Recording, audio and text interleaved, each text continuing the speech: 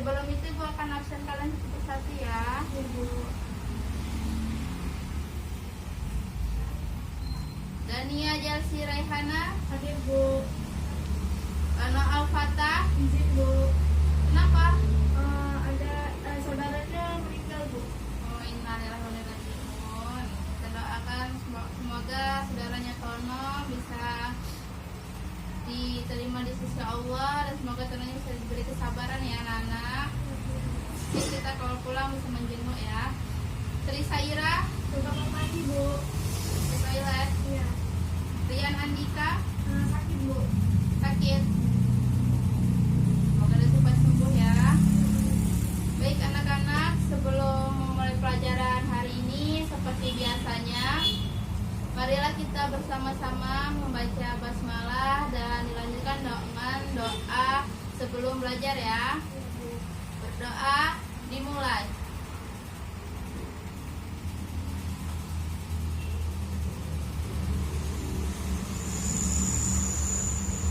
Berdoa selesai. Baik anak-anak, hari ini kita akan membahas tentang perekonomian dalam Islam. Sudah dibaca belum materinya di rumah? Sudah Bu. Sudah, baik. Di sini Ibu akan menjelaskan ya tentang perekonomian dalam Islam. Mohon untuk anak-anak semua bisa diperhatikan apa yang akan Ibu bahas hari ini, dan kalau bisa materi yang Ibu catat itu dicatat juga di buku kalian masing-masing ya nak. Karena nanti akan ada tugas seperti biasa yang akan Ibu berikan untuk kalian kerjakan di rumah ya. Baik, kita akan membahas tentang perekonomian dalam Islam. Nah, di sini Allah Subhanahu wa taala telah menciptakan manusia sebagai makhluk sosial, dan manusia satu dengan manusia yang lainnya itu saling membutuhkan. Nah, baik dengan jalan tolong menolong, dalam urusan kemasyarakatan, dan tukar menukar barang sekalipun, atau yang disebut dengan jual beli. Itu pasti akan ada antara satu manusia dengan manusia yang lain. Nah, dalam ekonomi Islam, penumpukan kekayaan oleh sekelompok orang itu dihindari, dan secara otomatis tindakan untuk memindahkan aliran kekayaan kepada anggota masyarakat itu harus dilaksanakan. Nah, sistem ekonomi dalam Islam ini merupakan sistem yang adil, di mana berupaya menjamin untuk kekayaan itu tidak terkumpul hanya pada suatu kelompok saja, tetapi akan tersebar ke seluruh masyarakat. Nah, dalam perekonomian dalam Islam ini itu dibagi menjadi 6 macam. Yang pertama ada namanya jual beli, kemudian yang kedua ada namanya khiyar, dan yang ketiga ada namanya kerjasama bidang pertanian. Dimana nanti kerjasama bidang pertanian itu akan dibagi lagi menjadi 3 macam. Ada yang namanya musaqah, muzara'ah, dan mukhabarah. Kemudian selanjutnya ada namanya syirkah, dan yang kelima ada mudarabah dan juga murabah, dan yang terakhir ada namanya salam. Nah, Ibu akan membahasnya secara satu persatu. Kita mulai dari yang jual beli. Nah, menurut bahasa, jual beli itu berasal dari kata ba'a, yabi'u, dan bai'ah, yang merupakan tukar menukar sesuatu dengan sesuatu yang lain. Sedangkan kalau menurut istilahnya, jual beli ini adalah suatu transaksi tukar menukar barang atau harta yang akan mengakibatkan pemindahan hak milik sesuai dengan syarat dan rukun tertentu. Nah, dasar hukum dari jual beli ini yaitu harus bergantung kepada Al-Quran dan juga hadis Rasulullah SAW, di mana ada firman Allah Subhanahu wa taala dalam Quran surat Al-Baqarah ayat 275, yaitu wa ahallallahu bai'a wa harramar riba, yang artinya dan Allah telah menghalalkan jual beli dan mengharamkan yang namanya riba. Nah, jadi jual beli itu secara dalam agama Islam itu diperbolehkan asalkan tidak mengandung yang namanya riba ya Nana. Nah, baik, untuk selanjutnya dari jual beli ini ada juga syarat dan rukunnya. Nah, untuk rukun jual beli ini itu ada 5 macam. Yang pertama ada penjual, yang kedua ada pembeli, yang ketiga ada barang atau hartanya akan diperjualbelikan, keempat ada uang atau alat bayar yang digunakan sebagai penukar barang, dan yang kelima ada lafal ijab qabul. Nah, sedangkan untuk syarat dari jual beli ini yaitu yang pertama, barang itu harus suci, berarti terhindar dari najis atau barang yang haram, itu tidak boleh untuk diperjualbelikan. Contohnya seperti menjual narkoba, itu dilarang dalam syariat Islam. Nah, kita harus menjual barang-barang yang akan menguntungkan untuk orang lain.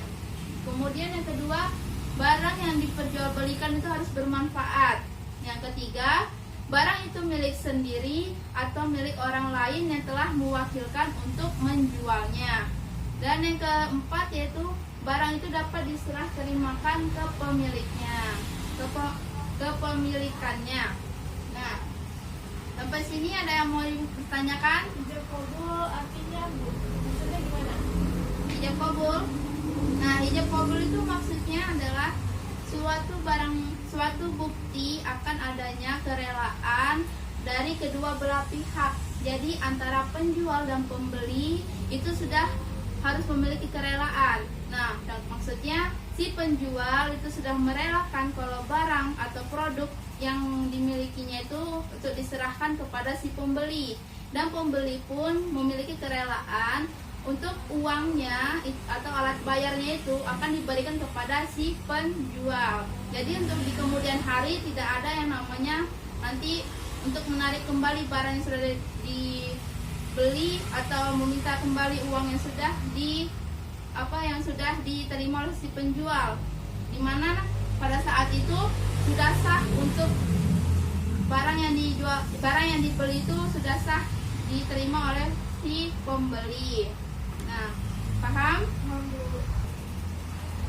Baik, untuk selanjutnya dari jual beli ini ada syarat dari penjual dan juga pembeli, yaitu yang pertama harus berakal sehat.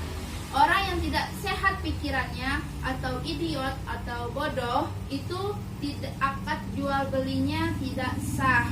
Dan yang kedua yaitu harus atas kemauan sendiri. Artinya jual beli itu tidak ada unsur paksaan. Jadi keinginan dari diri sendiri untuk menjual atau membeli suatu barang. Kemudian yang ketiga, sudah dewasa atau baligh.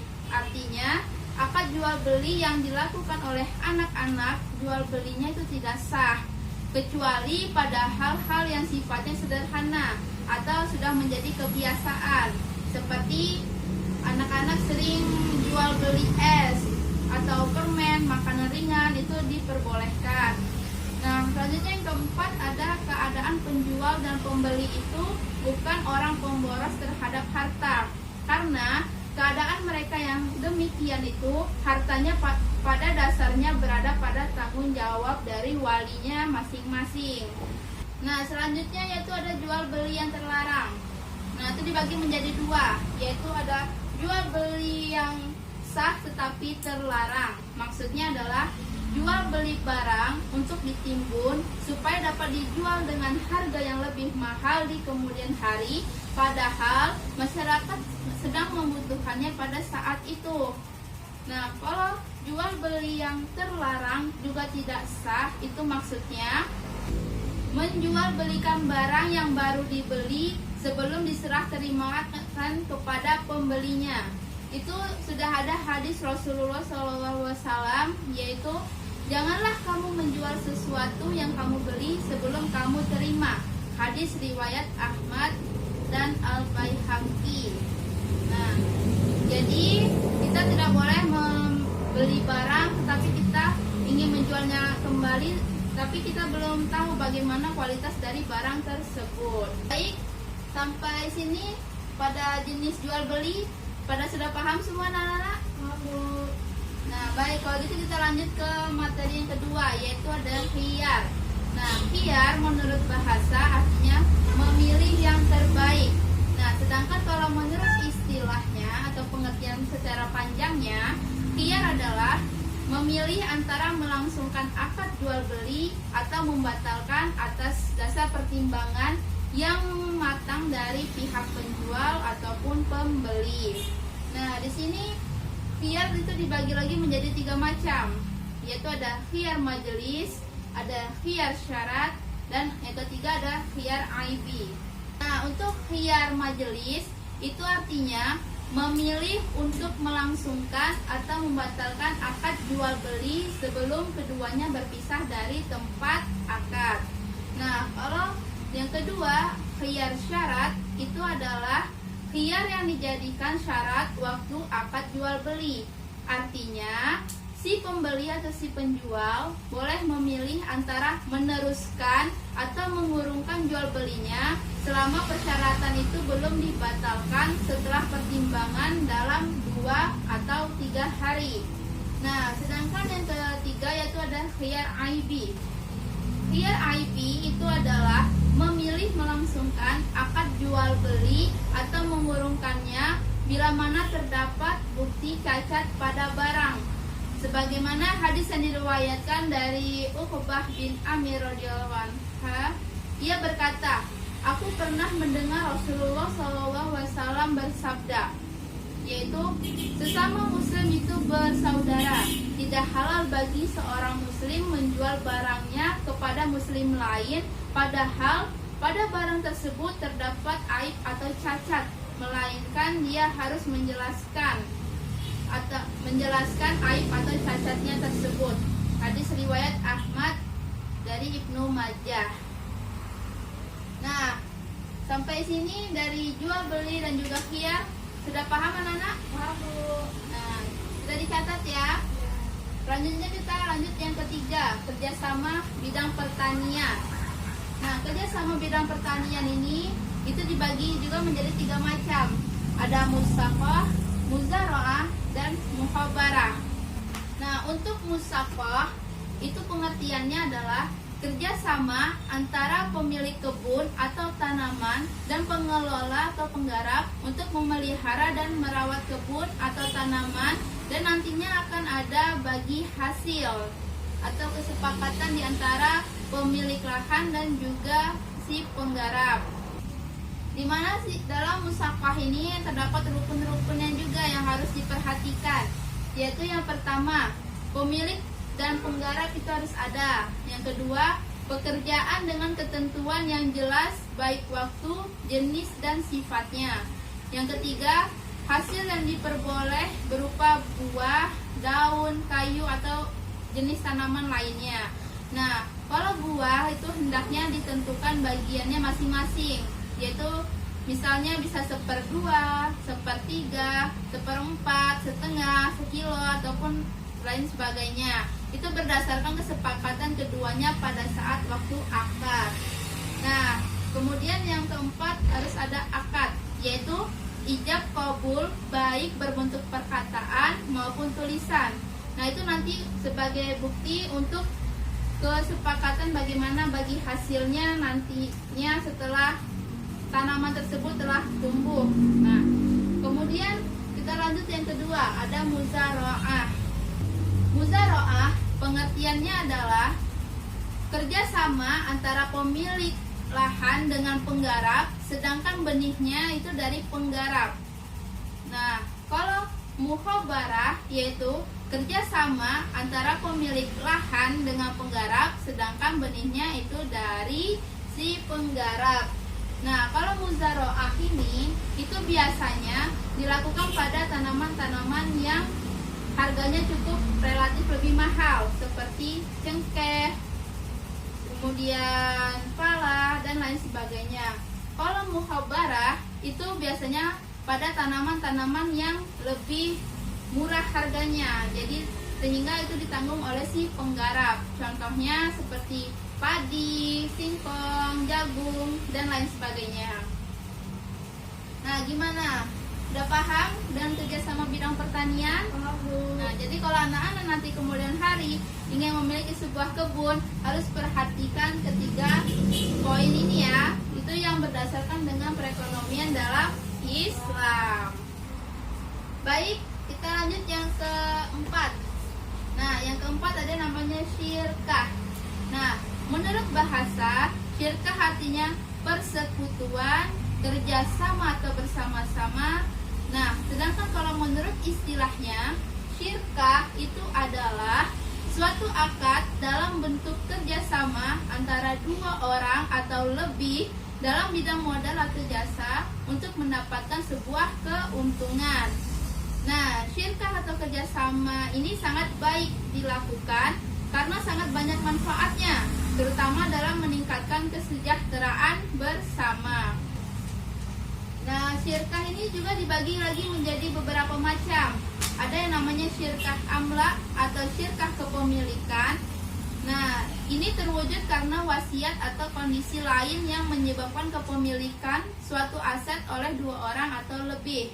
Sedangkan yang kedua ada namanya syirkah ukut atau syirkah kontrak atau kesepakatan. Nah, syirkah ukut ini terjadi karena kesepakatan dua orang atau lebih dalam syarikat modal untuk usaha, keuntungan dan kerugiannya itu nanti akan ditanggung secara bersama. Baik, dalam syirkah itu juga ada rukun-rukunnya ya anak-anak. Nah, rukun dan syarat dalam syirkah ini yaitu yang pertama, anggota yang berserikat itu harus dengan syarat baligh, berakal sehat, atas kehendak sendiri atau kemauan sendiri, kemudian mengetahui pokok-pokok dari perjanjian yang telah dibuat. Kemudian pokok-pokok perjanjian itu juga ada syaratnya, yaitu yang pertama, modal pokok itu dioperasikan harus jelas. Kedua, anggaran dasar dan anggaran rumah tangga itu harus jelas juga. Dan yang ketiga, yang disyarikat kerjakan atau objeknya itu tidak bertentangan dengan prinsip-prinsip dari syariat Islam. Dan yang ketiga itu harus ada silat dengan syarat akad kerjasama itu harus jelas sesuai dengan perjanjian pada awal yang telah dibuat secara bersama-sama. Untuk perekonomian dalam Islam yang kelima itu ada namanya mudharabah dan murabaah. Nah, dari mudharabah ini itu adalah suatu bentuk kerjasama perniagaan di mana si pemilik modal itu menyetorkan modalnya kepada pengelola dengan keuntungan akan dibagi bersama sesuai dengan kesepakatan dari kedua belah pihak. Sedangkan jika nantinya akan mengalami kerugian, itu akan ditanggung dari si pemilik modal. Nah, kita lanjut yang kedua ada murabahah. Nah, murabahah ini adalah transaksi penjualan barang dengan menyatakan harga perolehan dan keuntungan yang disepakati oleh penjual dan pembeli. Pembayaran atas akad jual beli itu dapat dilakukan secara tunai maupun kredit.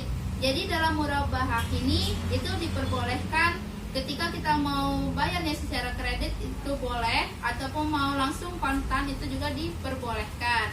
Nah, hal yang membedakan murabah dengan jual beli lainnya adalah penjual itu harus memberitahukan kepada pembeli harga barang pokok yang dijualnya serta jumlah keuntungan yang akan diperoleh dari si penjual. Nah, sampai sini sudah pada paham anak-anak? Paham, Bu. Paham? Paham. Masih semangat? Masih, Bu. Dan kita lanjut ke jenis perekonomian dalam Islam yang terakhir, yaitu ada salam.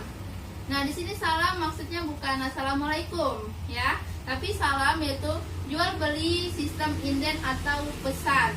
Nah, kata salam ini berasal dari kata at-taslim, yaitu menyerahkan.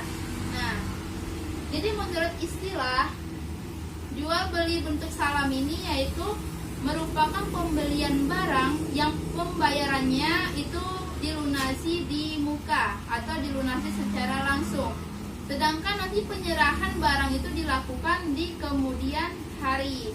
Jadi ini bisa saja dilakukan dalam sistem jual beli online. Kita bisa membayarnya terlebih dahulu, tapi nanti barang itu akan dikirimkan pada beberapa hari kemudian. Nah, gimana Nana dari materi-materi yang Ibu jelaskan ini dan 6 jenis dari perekonomian dalam Islam ini, apakah sudah paham semua? Paham, Bu. Sudah dapat dimengerti? Nah, baik kalau gitu, untuk mengetes kalian apakah memang sudah paham atau belum, Ibu ingin melihat kalian apakah kalian bisa menceritakan kembali atau menjelaskan kembali materi-materi yang Ibu jelaskan tadi. Baik, Ibu ingin menunjuk. Coba Dania Jalsi Raihana, silakan Nak ke depan. Nah, coba Dania tadi apa yang sudah Ibu jelaskan dan apa yang Dania tulis tadi, coba jelaskan mau poin yang mana dari ketiga 6 ini. Yang Jual beli? ya. Coba ceritakan gimana. Jual beli adalah suatu transaksi tukar menukar barang atau harta yang melibatkan pemindahan hak milik sesuai dengan syarat dan rukun tertentu. Rukun ada penjual, ada pembeli, ada barang atau harta yang diperjualbelikan, dan ada uang atau alat yang digunakan sebagai penukar barang. Ada lafal ijab qabul, bukti akan adanya kerelaan dari kedua belah pihak. Baik, ya udah. Makasih ya, saya akan duduk kembali. Baik anak-anak. Nah, itu tadi Ibu sudah tes secara lisan bagaimana kalian sudah menjelaskan salah satu di antara jenis dari perekonomian dalam Islam ini. Baik, untuk tugas selanjutnya atau tugas tertulis kalian, Ibu sudah menyiapkan beberapa soal, yaitu pilihan ganda dan juga esai. Nanti kalian bisa mengerjakannya di rumah ya Nak. Dan Ibu minta untuk minggu depan kalian bisa mengumpulkan tugas ini pada saat pertemuan kita selanjutnya ya. Silakan. Ya.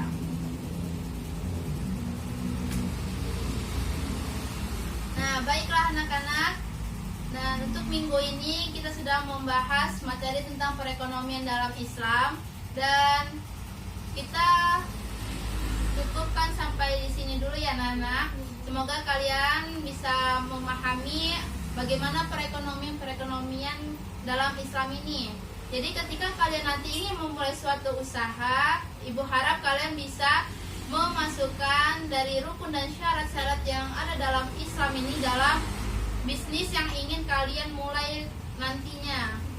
Nah, baiklah kalau gitu kita akhiri pertemuan kita hari ini. Sebelumnya Ibu ingin minta maaf jika ada salah kata dari Ibu hari ini. Jika Ibu mempunyai salah, Ibu mohon maaf.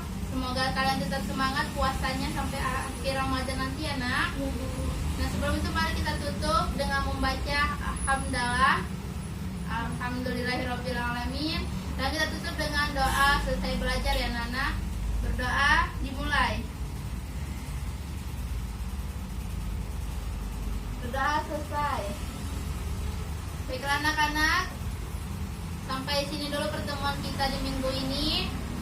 Ibu akhiri, wabillahi taufiq wal hidayah. Wassalamualaikum warahmatullahi wabarakatuh.